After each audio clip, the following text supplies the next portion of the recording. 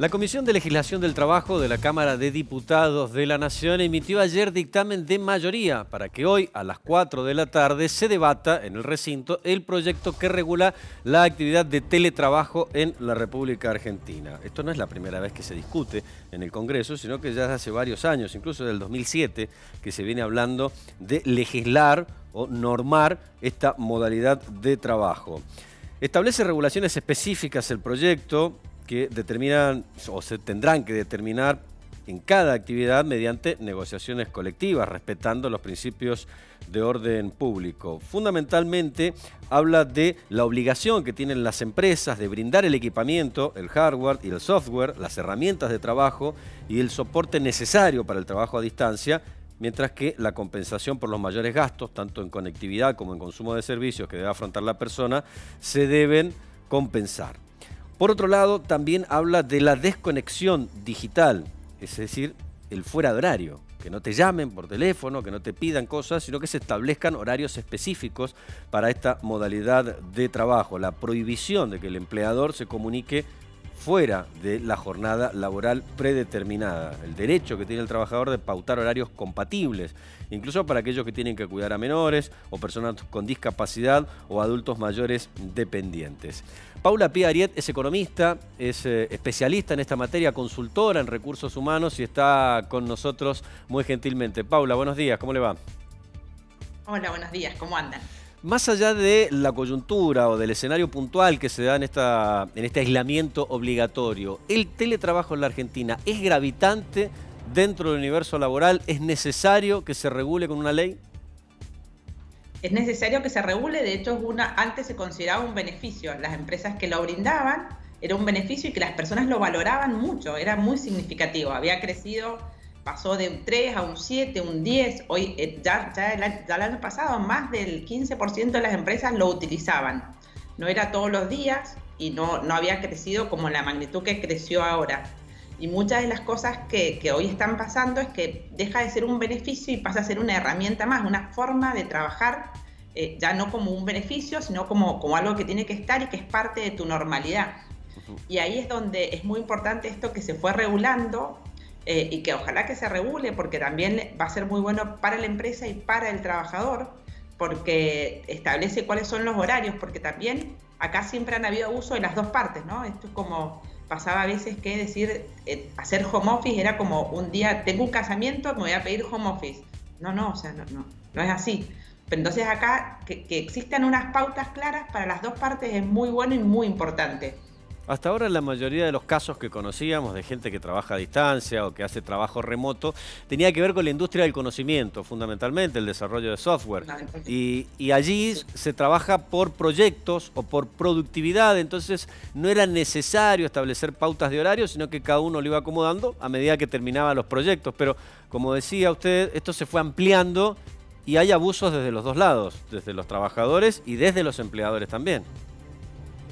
De hecho, fíjense, la industria del software, del conocimiento, son uno de los que más han alertado en cuidado con poner demasiadas regulaciones y es muy estricto en la forma de trabajar, porque muchos de los trabajadores y los desarrolladores de software se pueden ir a trabajar con empresas al extranjero que no van a estar validadas por estas leyes porque lo hacen absolutamente sin ninguna regulación y podrían perder mano de obra mucha gente que quiera trabajar en la industria del software argentina por tener cosas que no sean compatibles.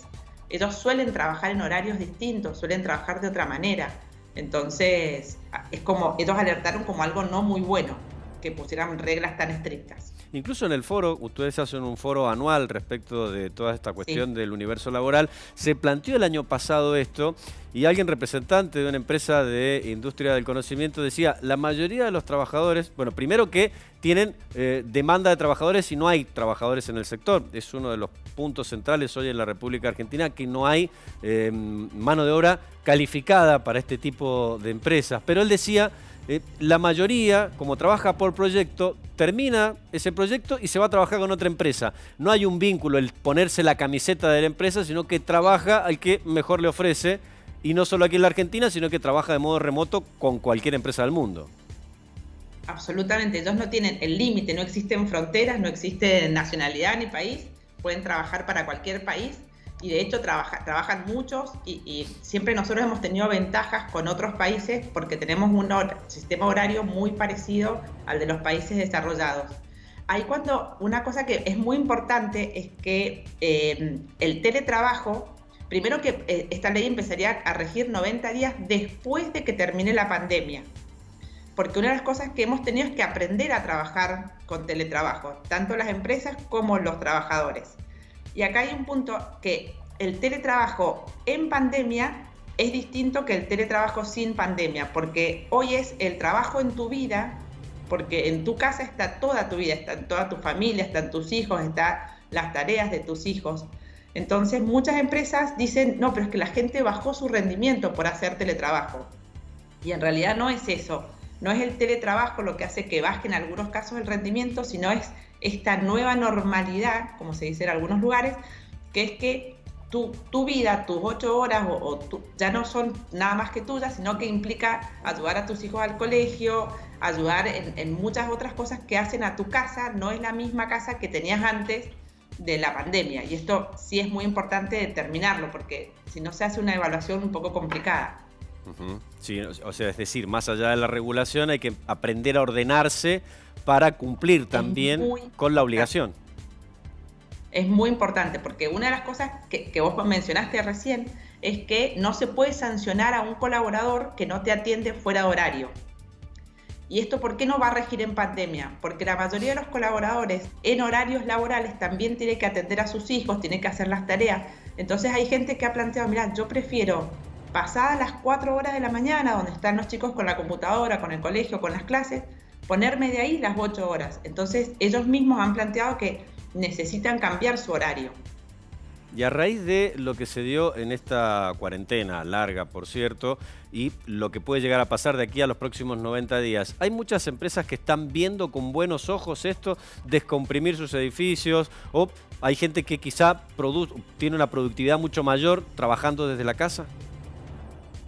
Han pasado las dos cosas. Hay mucha gente que pasa a valorar también el hecho de poder vincularse con el otro, poder ir a ese lugar, extenderse, salir de su ámbito, de su casa. Y entonces hay muchos colaboradores que dicen, yo quiero volver un par de días a la oficina. Y hay muchos que dicen, lo que no quiero es volver todos los días.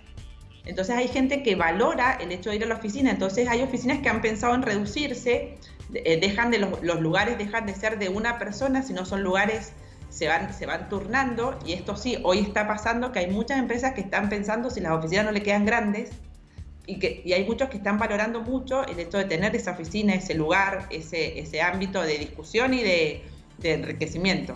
Hay mucha valoración de las dos partes. ¿Sí? Claro, el compartir, la lluvia de ideas y también causar los proyectos de algún modo y tener contacto cara a cara con tus compañeros.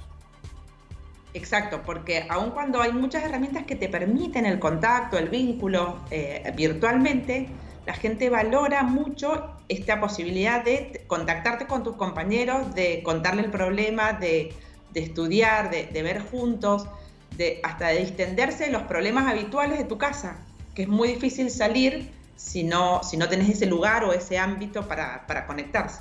Paula, ha sido usted muy amable, como siempre. Muchas gracias por este contacto. Muchas gracias.